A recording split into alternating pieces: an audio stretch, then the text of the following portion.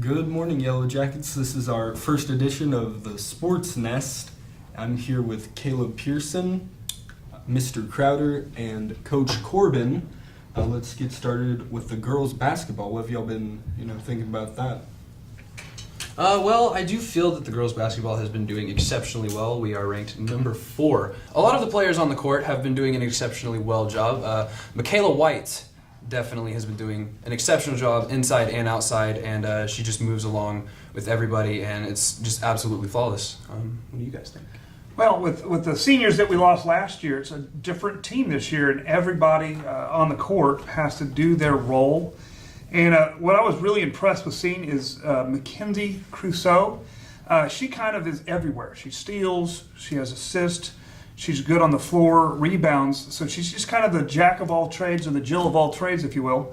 And she does everything and just covers her teammates. I've enjoyed watching our girls as well. They're very fundamentally sound. They hustle, they give great effort, they pass, they have on-time passes, and shoot really well. They do everything fundamentally extremely well. To name a player, Jordan Saxon does a tremendous job down low, very physical, hustles for loose balls, plays great defense. The girls are just a lot of fun to watch this year. I've really been watching Aaliyah Lanusa is who I've been watching. She's a very high scorer. She runs the floor up at point guard. I can see her taking it to the next level. Girls basketball is 4-2. They're ranked number 4th in the state, and January 4th they play at the Westmore tournament. Boys basketball. What's going on with boys basketball for y'all? Boys basketball is definitely doing their part. They play exceptionally well, just like the girls. They do very well. They are ranked number 11th, I believe. Ranked number 11, and I do believe that a lot of the players there, the thing with the boys basketball team is they are a well-balanced team, but one person who does stand out is Trey Black. He is the second highest scoring member. He does exceptionally well. This is the most excited I've been about boys basketball in a long time. They've 5-1, ranked 11. I think that's a little low, actually.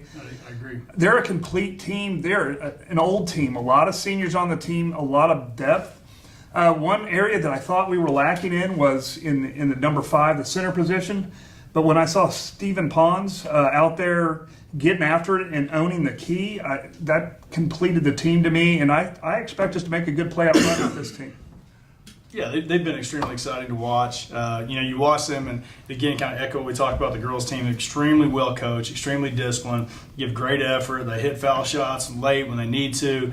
They hit wide open shots. They make you defend the whole court, and they hustle. And they're a lot of fun to watch. And you mentioned it. I believe that our rankings low. I talked with some of the members of the basketball team, and encourage them just to continue to focus on us. Don't worry about rankings. All that stuff always works itself out in the end of the season. But if you haven't been out to watch our boys or our girls this year, you're missing out, because they're doing a fantastic job, and they're a lot of fun to be able to watch and just watch those guys compete and gals. And I've had a blast watching them. They do a fantastic job. Okay, if you guys want to come see our boys basketball, they're playing January 4th up at McGinnis. The player that I've been watching is Brock Schreiner. He is all around amazing. Highest scorer. I can definitely see him going to the next level. We have wrestling, and I'm going to let Coach Corbin take over on that. Yeah, I mean, what a great time to be at Choctaw. I think the Choctaw sports are at an all-time high across the board. Our winter sports are doing fantastic. We've been talking about boys basketball, girls basketball, switching gears over to wrestling. Our boys just recently took 3rd in Reno. If you're not familiar with that tournament, it's basically the best tournament in the country, and to do that is ridiculous that we're able to place that high, and had Jaron Curry wins it, Zane Coleman 3rd, among others. Guys just do a fantastic job, and that's the who's who of wrestling across the country. Moving forward in one that I've been kind of scheduling how it worked out. I wish that it was at a different time, but I encourage you guys to come over the break on January 4th. We're actually hosting Broken Arrow at home, which is going to be a huge wrestling duel.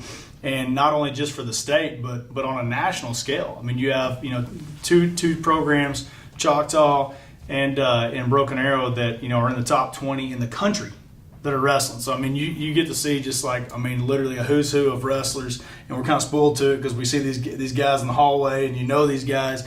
But it's just a huge matchup on January 4th, and I can't wait to see what happens in that one. I'm really I excited. mean, there's a lot of Division I players that are going to be wrestling that day. Oh yeah, I mean, it's like, again, I mean, you kind of take it for granted because they're here at home. But I mean, if you were a wrestling fan, you would drive from a different state to come watch this duel that we're going to have the privilege to host on the 4th. And I want everyone there so we can be extremely loud, support our guys. And you'll see just the finest wrestling, not only in the state, but in the country as well. Now we have Mr. Bass with the interview with Coach Coleman. All right, we're here with Coach Coleman. We're talking a little bit about wrestling. What can you attribute to the success that you've had all these years in your wrestling program? It's been from the little league all the way to middle school to high school, keeping good coaches around, keeping good kids around, and just hard work, done freestyle, collegiate during the season, and trying to go to all the big tournaments we could, and wrestle the best competition around. So it's got to keep doing that every year. You travel to Reno, Nevada, Yes. and it's probably one of the biggest tournaments in the country, Yes. if not the biggest. That carries 110 teams. 100. Okay, and then you guys placed third. So Yes. just talk us through how that process works as a tournament of that size, and maybe talk about some of your highest placed finishers. There's 110 teams in it, and it's invitational, so a lot of kids can come from all over the country. And we ended up third, got beat by 2 California teams. One of them was ranked number 3 in the nation, one of them was ranked number 10 in the nation, so finished up behind them. Had some matches we could win. We didn't take care of business on some matches, but we did win some big key matches. Yeah. Okay. So who are some of the players that kind of stood out in that tournament for you guys? Easton Rendleman placed 8th at 182. Connor Holman was 8th at 138. Zane Coleman was 3rd at 170. And Jaron Curry was a champion at 160. So All right. he had a great Fantastic. tournament. Fantastic. And the kids could have wrestled anywhere from 2 to 9 matches. Okay. So yeah, got so a lot of wrestling in. Lost 2 and you're out. Yes, 2 and you're out. Okay. So, All right. Well, we got a big one coming up over the break. Yes. We're out of school. They're probably in school. So January 4th seems to be a big day for winter sports. We got girls basketball at Westmore, boys basketball at McGinnis, and you guys are taking head-to-head with Broken Arrow on the 4th, and that's here. What time does that start, and what kind of matchup are we looking at here? Broken Arrow, it will start at 7 o'clock. It's a great matchup. It's probably going to be one of the top matches in the state this year. They're number 1, we're number 2, so hopefully we can take that away from them. And there's some of the key matchups, and Jaron Curry has a big match. Easton Rendleman might have the same match he had in the state finals last year. So there's about 5 or 6 matchups that could be the state final matches. So should be a good duel. All right. Well, Coach, again, thanks for letting us come in, and good you. luck over the break for sure, and then we'll be back to start streaming your live events here at the second semester. Good. What we have next is a little new to KJI News. We're going to be doing some college football predictions for the different tournaments coming up and the rankings for all of them. So, Caleb, what do you think's going to happen in the Rose Bowl? Well, OU versus Georgia, the complete aspect to me is I'm from Oklahoma. I think I already know who's going to win. That's kind of my outlook on it. Okay. Well, the way I look at it is Georgia's a pretty good team. I don't know if they could keep up with the scoring with Oklahoma. It's all going to be decided really in the first quarter. If Georgia gets ahead, they're going to win. If OU gets ahead, they're going to win. I got OU by 8 over Georgia, and we're probably talking around 38-30. Okay, tough to put a score on it. I agree with a little bit about what you're saying. I think that anytime you have Baker Mayfield, that there's almost no score that's too big. So if they get down in the first quarter, from a Sooner fan, I wouldn't panic too much. But to me, the interesting aspect of the game, what I'm gonna focus on, is Georgia's offensive line versus OU's front seven.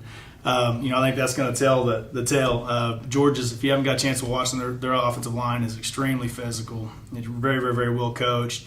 And OU's defensive line has done a fantastic job, but they haven't seen an offensive line like this maybe since Ohio State, which is similar. And so I'll be very interested to see that. But again, anytime you have Baker Mayfield on your team, in my opinion, and some Sooner homers may disagree with me, but in my opinion, is the best player that has ever played at OU, and the best player in college football. Obviously, you have a chance to win any game. I'm right there with you, all three of you. It's got to be Oklahoma because Oklahoma's the best. Well, Simply how it is. We have the Sugar Bowl, Clemson versus Alabama. Clemson versus Alabama, I do feel in my favor it will be towards Clemson because of the fact that with Alabama, you have Jalen Hurts, and during his freshman year, he threw nine interceptions and I think 5 fumbles, and just his freshman year was very shaky. And so I do feel that because Kelly Bryant is for Clemson, I do feel that because they have a better quarterback, I do feel that they would have the upper hand in the offensive region. So, yeah. Okay, well, I have a little different take. I think Alabama's actually going to win by 3. I think it's going to be a low-scoring game. It's a defensive battle. I just think Alabama's front 4 on the defense will just overpower the Clemson offensive line. And, Clemson lost to Syracuse. They really had a kind of an easy schedule with the exception of a few teams. They looked good at first, but now I just don't think Alabama loses to Clemson twice. Yeah, I mean, if I'm picking Clemson to win it. Alabama, I think, comes in a little bit soured from how they kind of ended the season with some late. With the late loss, and Clemson has a little bit of mojo going on. You mentioned Alabama's defensive line. I'll flip it over and say Clemson's D-line. If you've seen those guys, they are ridiculous. And I'll be interested to see how they match up with Alabama. And if you haven't checked out Alabama too much this season, it's not traditional. Georgia kind of looks like an Alabama imposter right now with offense, more pro style. And Alabama switching to a little bit of what we refer to as RPOs, run pass options, and trying to get the ball out in space and open it up a little bit more. So I mean, you couldn't ask for better bowl matchups in my opinion. I look forward to watching all of them. I would love to athletically. I think that OU may be the 4th best, but. And I'll say, but anytime you have Baker Mayfield, who's going to be the best player on the field, I think they have a great shot to win it all. And so if you're an OU homer, I think you have a great chance of being happy over the holidays. Well, I completely agree with you, and I think that's all we have. I thank you all for coming. Caleb, thanks for being here with me, being my buddy. Well, of course. And that is all for the Sports Nest. We will see you next time.